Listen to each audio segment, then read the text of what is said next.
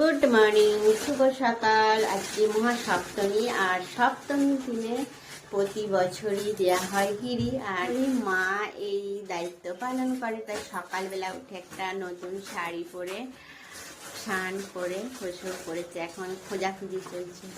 কি পাতা মাটা? জোয়া পাতার উপরে আমি এমনি গুলবো আর সিঁদুর। হ্যাঁ, সিঁদুর আর গিরি। একটা পাতায় নিয়েছে সিঁদুর আর একটা পাতায় নিয়েছে গিরি। তেল দিয়ে। আর প্রতি বছর এটা সপ্তমীর দিনেই করতে হয়, এটা আমাদের বাড়ির নিয়ম। আর হ্যাঁ, আর এটা প্রতি বছর মাই করে। সকাল বলে টিপ ফল বলে, টিপ ফল বলে, এটা আমি কিনে এনেছি।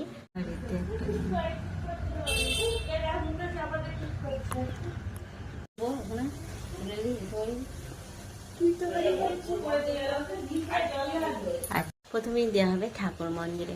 সবার প্রথমে এই যে এখানে ঠাকুর আছে, এখানেই দেওয়া হলো প্রথমে 3টে সিঁদুরের টিপ আর 3টে গিরি টিপ দেওয়া হলো।